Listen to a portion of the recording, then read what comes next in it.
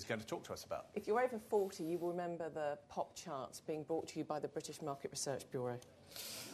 Or if you're over 50, I remember it, but only just.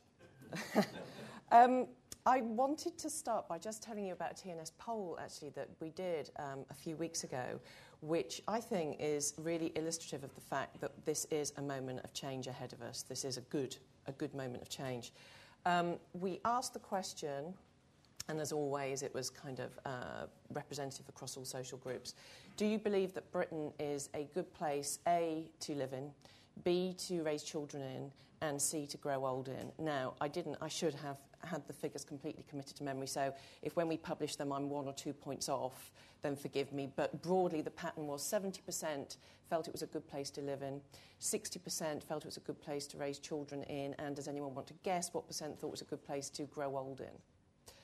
The answer was 50, which means that you've got half the population thinking Britain is not a particularly good place to grow old in. And I think that's a fantastically important finding, because what it tells us is that the public have woken up to the scandal that we know has gone on over the last few years. They clearly have. And I think there are two other things that are very important in terms of future trends. The boomers are coming through, and they are now seeing their parents in very late old age. The boomers politicise everything. They change everything. Every life stage as they've gone through, they've challenged it. And I think the fact now we're getting a lot more media attention about the scandal of late-age care in the NHS, etc., is because the boomers are witnessing this. And I think the second thing is that the pressure won't go away now for change, because the boomers themselves are ageing. They will probably start to focus on things to do with a good death, to the best possible experience in very late age. We'll probably see the rise of, we would expect to see palliative care suddenly becoming a very esteemed profession in this country, which it never really has been before. So I think this is a fantastic moment, not just because of the political intent, but because of the social pressures behind. I've just got half a dozen slides. I'm just going to take you through some of the social trends that we think we're witnessing, and also that we think we might right now, and those that we think the evidence suggests are going to start to emerge much more strongly. The key thing, I think, with social trends is don't expect them all to go in the same way. That just isn't how it works. And when you're looking at social behaviours, they're often quite contradictory.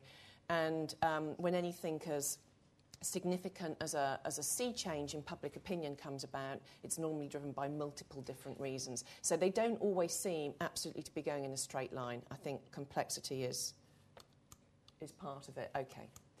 So let's just start by accepting that from an economic point of view, you will know all these figures. You probably even know the ones from yesterday a lot better than I do. But what we know is the period of good times is over.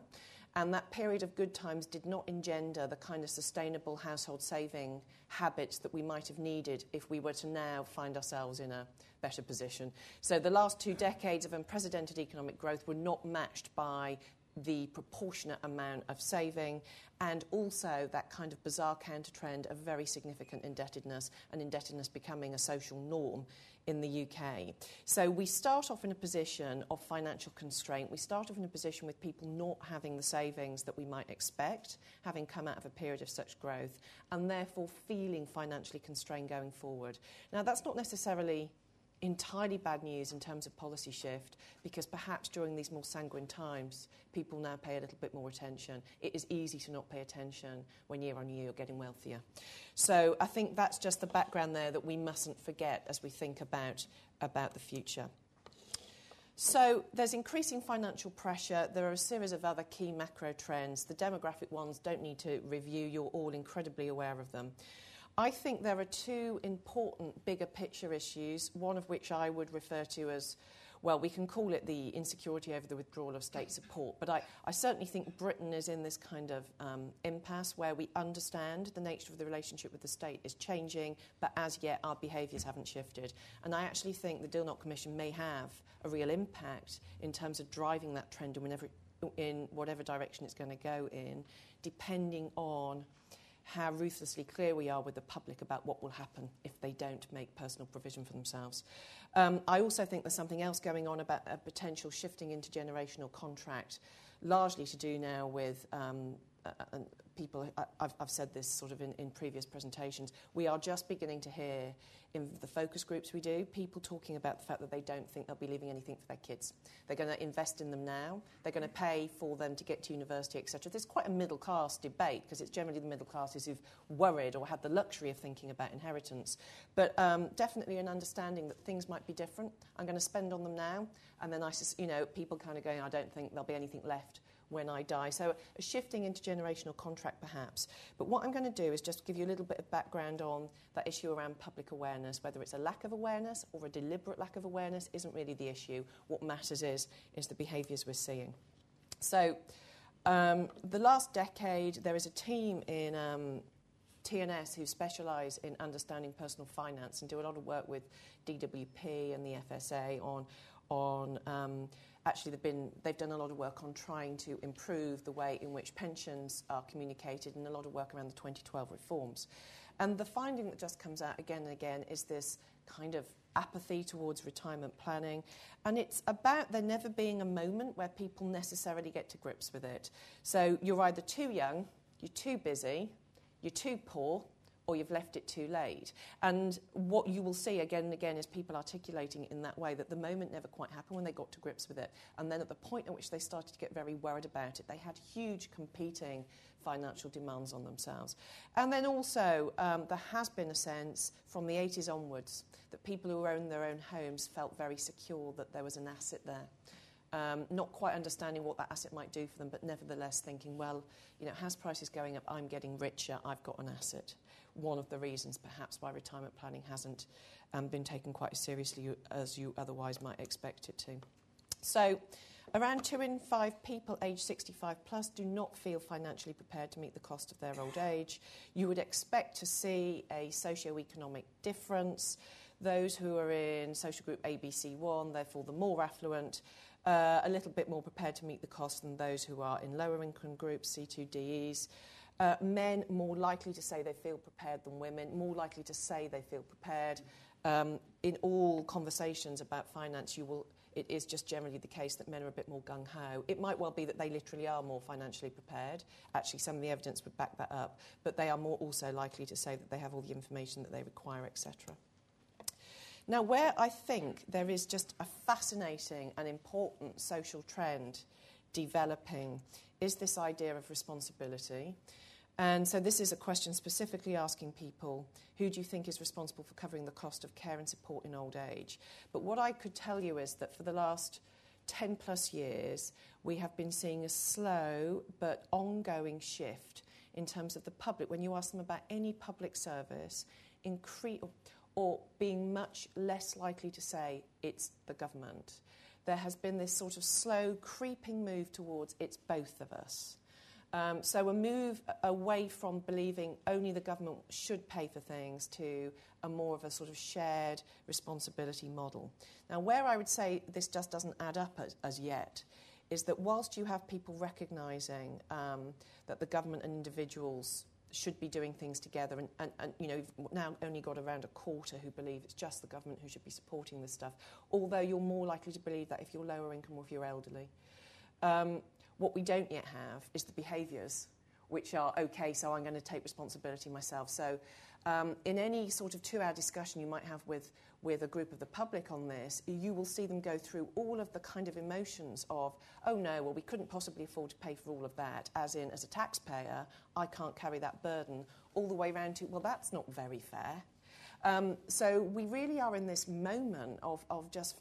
I think historically this will be a moment when 1,000 PhD theses get written about, this perfect storm in British history in terms of what the welfare state does and how we behave as individuals. But as yet, we're not seeing the shift. We're seeing the acknowledgement of a change, but we're not seeing the shift in behaviours. But most people who work in behaviour change theory would acknowledge that an understanding is at least the first part of that. So there's something to build on here. There is a recognition. But it's a very, very difficult belief to let go of, that you will be taken care of in old age by your state. That is a very, very big ask, that people will let go of that belief. And I think, again, the direction in which this trend goes will be determined now by the way in which government discusses this. And I think in the past it has been very difficult to have these conversations with the people about the future of the welfare state without it being completely embedded in political it is party political. So perhaps what we now have is more of an understanding that it's beyond that. People will tell you, and when I say people, I mean I'm talking mass generalisation here, but these are the themes that come through again and again when you talk to the public. People tell you that the barriers are in two areas to them changing their behaviour. First of all, there's financial strain, and I think that's just genuine.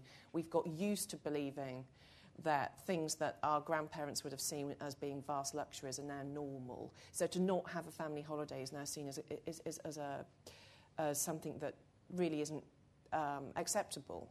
So financial strain is about trying to maintain a good standard of living as much as anything else. But the other thing people talk about is mixed messages and this idea of what fair would be and them not wanting to get caught out and ending up losing out and their family losing out because they played the game wrong.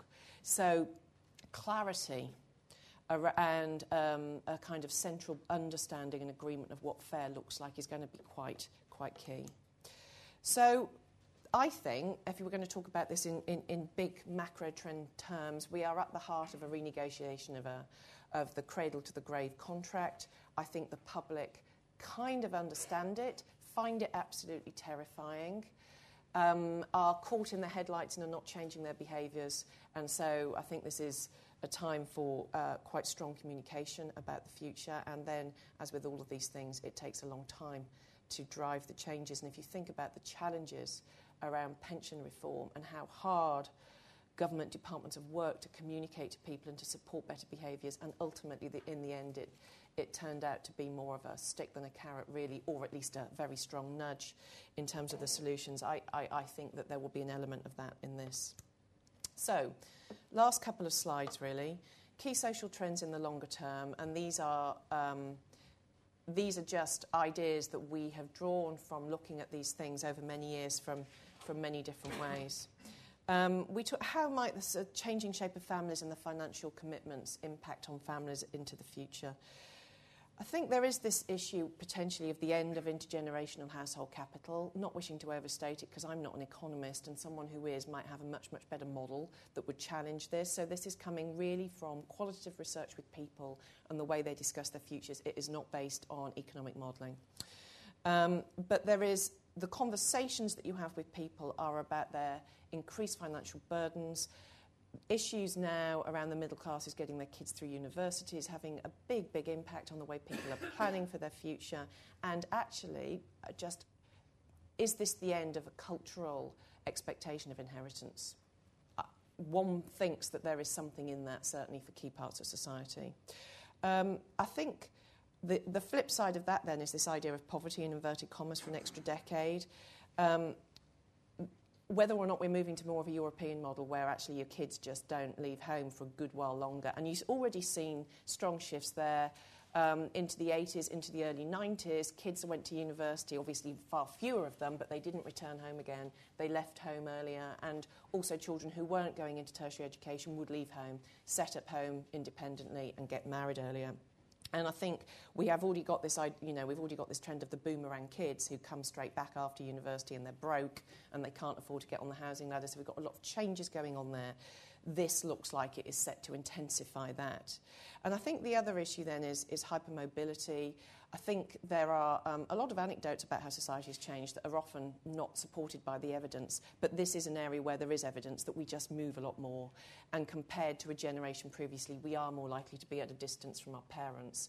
And so ways in which we might see changes in that, perhaps more intergenerational households coming together again for those who are very low on money, or perhaps just different kinds of setups coming around whereby we're looking after other people's parents or whatever. But that's going to be a challenge. Last slide then. I've thrown this in really because I think it's quite provocative, so something to end on. Which model is Britain potentially moving towards, or will it just be doing entirely its own thing in a very different way? But again, I think the policy leadership on this could have quite a profound impact on the way in which we're living into the future. So is this the European model? Is this more of the American model? Actually, what's going to happen to the American model anyway? And how sustainable is that? But I think it's really something to think about, that the way in which we not instruct the population, but support the population in making decisions about their funding for late age will have a profound impact on the way in which all the generations in their families live. And so I think this is a moment that needed to come, and it's very exciting that we finally got the chance to do something important here. But it does feel to me like pretty much the biggest social challenge of our generation to sort out, with potentially very significant implications for society. Thank you. I'll leave it there.